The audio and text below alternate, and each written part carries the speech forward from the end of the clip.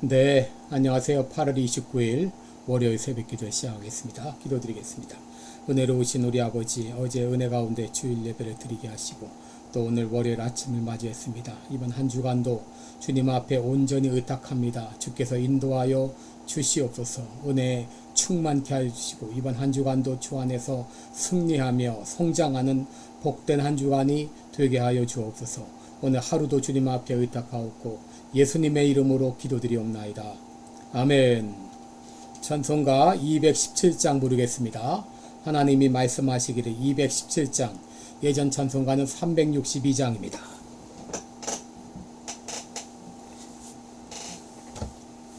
(217장입니다)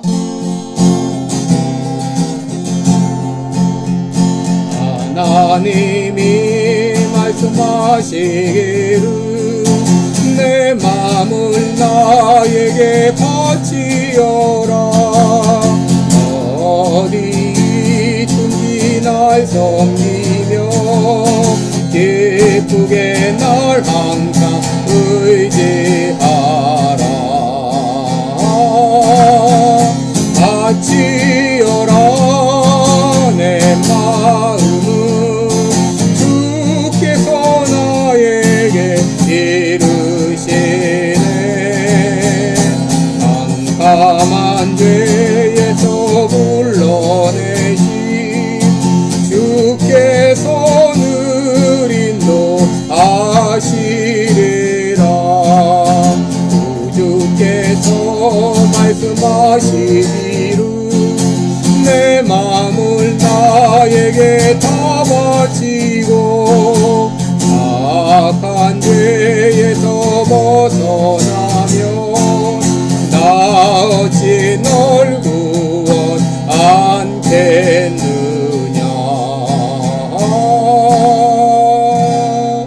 바치어라 내 마음을 주께서 나에게 이루시네.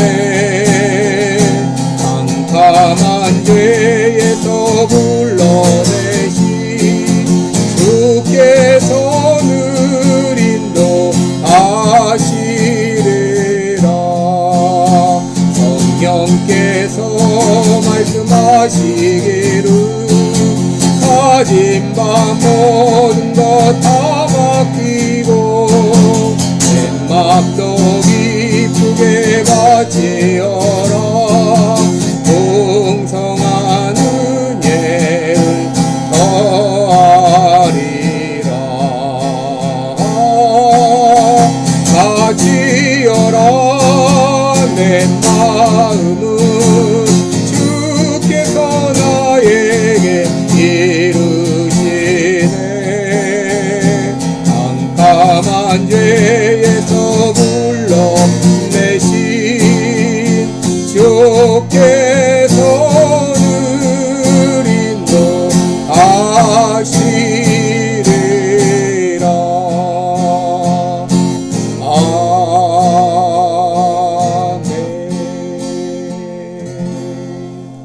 아멘.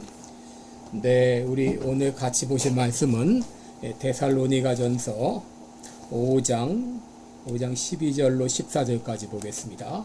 데살로니가전서 5장 12절로 14절까지 제가 봉독해 드립니다.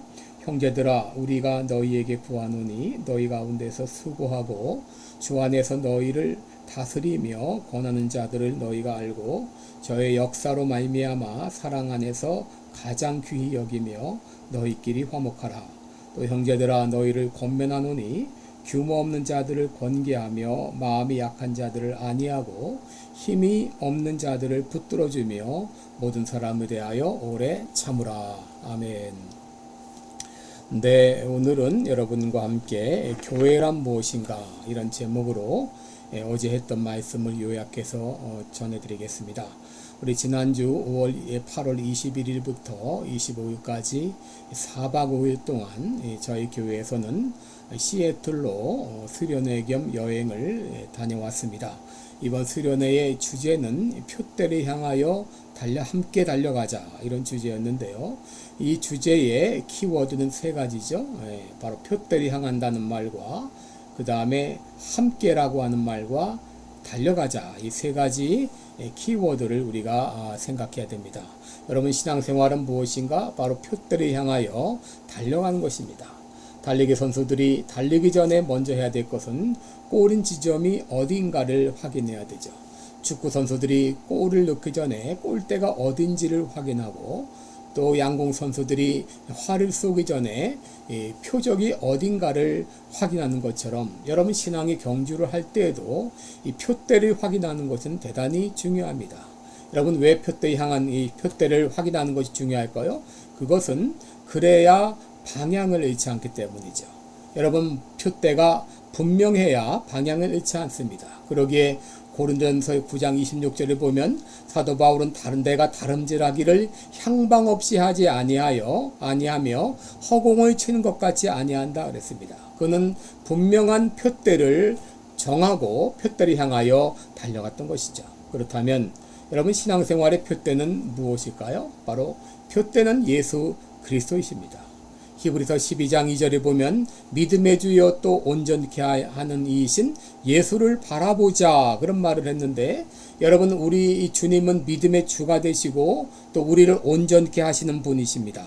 에베소 4장 15절에도 오직 사랑 안에서 참된 것을 하여 범사의 교회에게까지 자랄지라, 그는 머리니 곧 그리스도라 라고 말했습니다. 여러분, 우리 믿음의 목표, 우리 신앙생활의 목표는 바로 예수 그리스도라고 하는 것을 우리가 늘 기억해야 되겠습니다. 둘째로, 목표가 정해졌다면 그 다음 중요한 것은 달려가는 것입니다. 빌립보서 3장 14절에 보면 사도 바울은 표대를 향하여 그리스도 예수 안에서 하나님이 위에서 부르신 부름의 상을 향하여 쫓아가노라 라고 말했습니다. 여러분, 여기 쫓아간다는 이 말은 디오코라고 하는 말인데요. 이 말은 사자가 먹잇감을 얻기 위해서 전력을 다하는 것을 말합니다. 여러분, 사자가 먹잇감을 쫓아갈 때 그 먹잇감 그들도 정말 빠른 속도로 피하기 때문에 이 먹잇감을 사냥한다고 하는 것은 쉬운 일이 아닙니다. 마치 사자가 먹잇감을 사냥하는 것처럼 그렇게 자기는 쫓아갔다, 달려갔다라고 말했습니다. 고린도전서 9장 24절에서도 사도 바울은 많은 사람이 다름질할지라도 오직 상 얻는 자는 하나인 것처럼 상 얻기를 위해서 달려간다라고 말했습니다. 여러분, 이번 주제의 그 다음 키워드는 바로 이 함께라고 하는 말입니다. 함께라고 하는 거 대단히 중요합니다. 우리가 목표를 확인하고 목표를 향하여 달려갈 때 신앙생활은 혼자 달려가는 것이 아니라 다른 우리 믿음의 동반자와 함께 그 길을 간다고 하는 것입니다. 함께 달려갑니다. 여러분, 믿음 생활을 위해서 달려가라고, 함께 달려가라고 세워진 공동체가 바로 교회입니다. 그래서 오늘 여러분께 교회란 무엇인가 두 가지를 말씀드립니다. 첫째, 교회는 부름받은 자들의 공동체라고 하는 것입니다. 여러분, 교회는 건물이 아닙니다. 여러분, 교회가 건물이 아니라는 거 다 알고 계실 거예요. 이 교회 그러면 뾰족한 종탑, 빨간 벽돌의 건물, 혹은 교회 종소리를 연상할 수 있지만 그것은 교회가 아니라 교회 건물, 교회 당에 불과한 것이죠. 이 교회는 에클레시아라고 하는 이 말, 이것은 불러냄을 받았다 그런 말입니다. 여러분, 다시 말해 교회는 하나님의 부름받은 사람들의 모임입니다. 우리가 교회당에 나가서 예배 드리는 것, 그저 앉아있는 것이 아니라 하나님께서 우리를 불러내셨기 때문에 그 자리에 앉아있는 것이죠. 여러분, 하나님께서 왜 교회를 창립하셨을까요? 그것은 우리 믿음의 성장을 위해서입니다. 여러분, 혼자 기도하고 혼자 성경 보면 믿음이 자라날 것 같지만 결코 믿음이 자라나지 않습니다. 여러분, 그것은 뭐와 같으냐? 마치 운전 연습을 하는데 넓은 운동장에서 혼자 연습하는 것과 같습니다. 여러분, 이런 광장에서 혼자 연습하는 건 운전 연습에 아무런 도움이 되지 않습니다. 운전 연습을 제대로 하려면 차를 끌고 길가로 나가야 되는 것이죠. 그래서 주행을 해야 되는 것이죠. 마찬가지로 여러분, 이 광야 같은 곳에서 혼자 기도 생활한다고 믿음이 자라는 것이 아니라 우리가 함께 교회라고 하는 공동체에 속할 때 거기서 믿음이 자라나게 되는 것이죠. 둘째, 교회가 무엇인가? 이 교회는 그리스도의 몸이라고 말할 수 있습니다. 에베소 4장 15절 16절을 보게 되면 오직 사랑 안에서 참된 것을 하여 범사에 그에게까지 자랄지라. 그는 머리니 곧 그리스도라. 그에게서 온몸이 각 마디를 통하여 도움을 입음으로 연락하고 상합하여 각지체 분량대로 역사하여 그 몸을 자라게 하며 사랑 안에서 스스로 세우노니라 그랬습니다. 여러분, 이 교회라고 하는 건 예수 그리스도를 머리로 해서 우리 모두는 그 몸된 교회의 지체가 됩니다. 우리는 서로 연락하고 상합하는 유기적인 관계로 이루어졌다고 하는 것이죠. 그래서 고린도전서 12장 27절에서도 너희는 그리스도의 몸이요 지체의 각 부분이라 그랬습니다. 여러분, 이 말은 교회의 모든 구성원들이 유기체적으로 연결되어 있다고 하는 말이죠. 그러므로 우리 모든 성도들은 여러 성도들을 생각할 때 저분은 바로 나의 팔이요, 나의 발이요, 나의 눈이요, 나의 코요, 나의 입이다. 이런 지체의식을 가져야 됩니다. 여러분, 이렇게 지체의식을 가졌을 때 우리는 하나 되었다는 것을 피부로 느끼고 서로 싸우거나 미워하지 않는 것이죠. 여러분, 누가 자기 몸을 미워하겠습니까? 누가 자기 몸을 학대하겠습니까? 그런 일이 있을 수가 없는 것이죠. 우리가 그리스도 안에서 한 몸이 되었다. 그래서 우리가 서로 지체가 되었다는 걸 알 때 우리는 기뻐할 때 같이 기뻐할 수 있고 슬퍼할 때 같이 슬퍼할 수 있는 것이죠. 여러분, 이것이 지체의식입니다. 그런데 데살로니가전서 5장 14절 이후를 보게 되면 이 교회 안에 다양한 사람들이 있음을 알게 됩니다. 규모 없는 자들도 있고 마음이 약한 자들도 있고 힘이 없는 자들도 있습니다. 여러분, 이렇게 다양한 계층이 교회 안에 이제 존재하는데 문제는 이런 사람들을 대할 때 어떻게 대하는가 하는 것이죠. 그들을 내 몸의 지체와 같이 대하라고 하는 것입니다. 여러분, 일반 사회 같은 경우는 클럽을 이제 조직을 하게 되면 모든 형편이 맞는 사람들끼리 클럽을 조직합니다. 배움의 정도나 혹은 물질의 소유나 혹은 학교 동창이나 여러분, 이 비슷한 사람들이 모여서 함께 클럽을 형성하지만 교회는 그렇지 않은 것이죠. 교회는 누구나 들어갈 수 있습니다. 누구나 누구에게나 오픈이 되어 있습니다. 그러다 보니까 다양한 사람들이 모여서 마음이 안 맞을 때도 있고 때로는 갈등이 일어날 때도 있습니다. 이런 이들을 우리가 어떻게 대해야 될 것인가? 여기 보면 규모 없는 자들은 권계하고 마음이 약한 자들은 안위하고 힘이 없는 자들은 붙들어주라 그랬습니다. 여러분, 교회란 어떤 곳인가? 강한 자가 약한 자의 약점을 담당하는 것이 바로 교회입니다. 로마서 15장 1절에 보면 우리 강한 자가 마땅히 연약한 자의 약점을 담당하고 자기를 기쁘게 하지 아니할 것이라 그랬습니다. 여러분, 교회는 강한 자가 약한 자를 비난하고 없는 자를 깔보는 것이 아니라 그들의 부족한 점을, 그들의 약점을 말없이 도와주는 것이 바로 교회입니다. 여러분, 교회 안에 여러 다양한 계층이 있다 보니까 이것 때문에 서로 맞지 않고 갈등이 일어날 때도 있어요. 여러분, 어쩌면 이렇게 맞지 않는 것이 당연하다고 할 수 있어요. 그런데 서로 맞지 않는 것을 맞춰 나가는 것이 바로 교회입니다. 우리가 서로가 서로를 맞추려면 어떻게 해야 됩니까? 다른 방법이 없습니다. 오래 참는 것입니다. 오늘 본문 14절에 보면 오래 참으라 그랬습니다. 에베소 4장 2절에도 모든 겸손과 온유로 하되 오래 참음으로 사랑 가운데 서로 용납하고 평안에 매는 줄로 성령의 하나 되게 하신 것을 힘써 지키라 그랬습니다. 여러분, 우리가 하나됨을 지키기 위해서는 겸손과 온유와 오래 참음으로 서로를 용납해야 됩니다.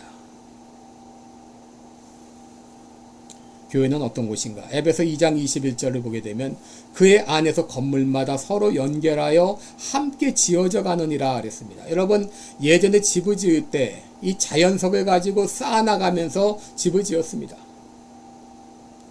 이제 앞에 밑에 먼저 돌을 놓게 되면 그 다음에 올리는 돌은 밑에 돌의 모양이 맞는 돌을 올려놓게 됩니다. 이렇게 담을 쌓아나갔어요. 여러분, 교회도 마찬가지입니다. 교회도 나하고 다른 사람이 있을 때는 내가 그 사람에게 맞춤으로 맞춰 나가는 것이죠.